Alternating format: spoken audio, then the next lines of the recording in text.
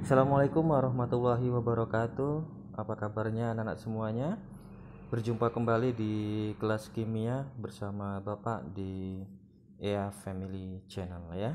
Baik, kita hari ini akan membahas tentang struktur atom dan sistem periodik unsur ya. Ini judul besar kita. Kalau di buku cetak itu berarti kita sudah berada di bab yang kedua ya, bab yang kedua. Oke, di materi ini berarti ada dua topik besar yang akan dibahas.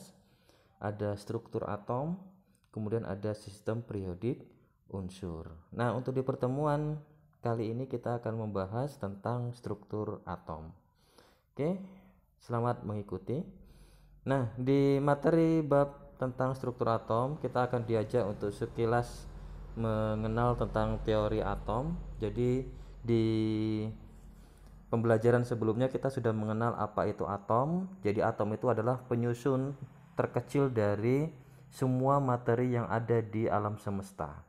Jadi alam semesta kita, apapun itu yang ada di sekitar kita, bagian terkecilnya, penyusun terkecilnya itu disebut atom. Nah, sampai hari ini belum ada alat yang bisa diciptakan atau dibuat oleh manusia untuk melihat bagaimana bentuk atom.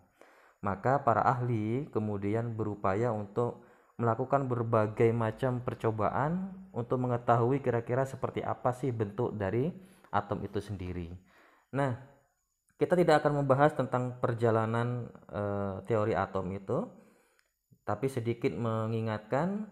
Jadi perjalanan teori atom itu mengalami ada banyak fase, dimulai dari ada di situ ada Democritus, kemudian ada Dalton, ada Thomson, ada Rutherford, ada Niels Bohr, dan terakhir adalah mekanika kuantum. Nah, adapun untuk teori atom nanti kita akan fokus membahas untuk dua teori yang terakhir karena inilah yang selalu kita pakai nanti di dalam pembelajaran. Adapun walaupun tidak terbahas, empat teori awal ini berperan besar terhadap penemuan partikel-partikel penyusun atom. Jadi walaupun atom ini adalah bagian terkecil dari suatu materi, ternyata di dalam atom itu masih ada penyusunnya kembali. Ada penyusunnya lagi. Apa sajakah itu? Inilah yang akan kita bahas di pertemuan hari ini. Selamat mengikuti ya. Baik, kita lewatkan pembelajarannya ya. Sekarang kita akan cek apa itu struktur atomnya. Nah, ini dia. Jadi, setelah penelitian dilakukan oleh para ilmuwan yang dimulai dari Democritus itu sebelum Masehi, kemudian dibuka kembali oleh Dalton tadi, dan sampai ke Rutherford, kita akan mendapati bahwa para ilmuwan sepakat bahwa yang namanya atom itu tersusun atas dua komponen besar, yaitu ada elektron dan ada inti atom.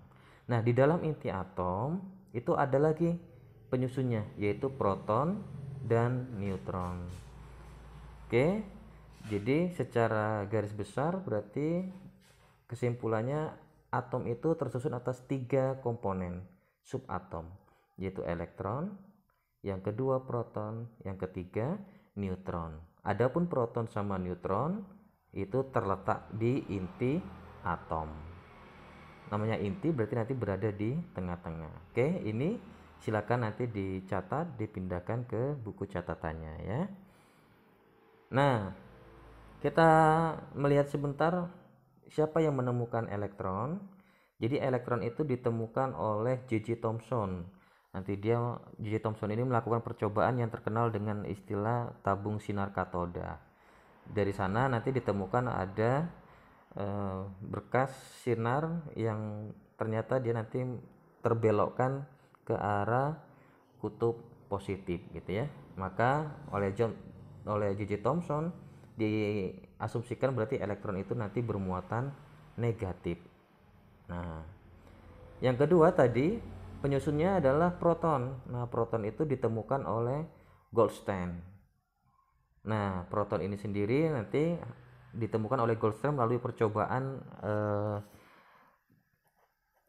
modifikasi dari tabung sinar katoda yang yang telah dibuat oleh J.J. Thomson ya. Ada modifikasi, diberi lubang di plat katoda.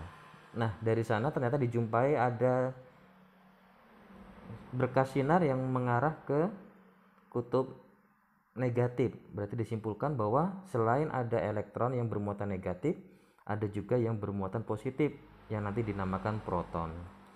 Nah, untuk diketahui bahwa yang namanya atom itu muatannya netral. Jika ada elektron, ada proton, maka untuk menyeimbangkan antara elektron dan proton itu dilakukan sebuah percobaan oleh James Chadwick sehingga ditemukanlah yang dinamakan neutron. Muatannya adalah netral. Ini adalah muatan dari masing-masing atau massa dari masing-masing subatom tadi. Kalau kita lihat, kita abaikan yang angka desimalnya. Kalau kita lihat pangkatnya, berarti elektron itu sangat kecil dibandingkan proton dan neutron. Kalau ini diasumsikan adalah 1, maka di sini berarti sangat kecil ya, kecil sekali. Perbandingannya 1 berbanding 1000. 1000 atau 10.000 nih kira-kira ya. Kita cek pangkat min 24, di sini ada 9 ya. Oke.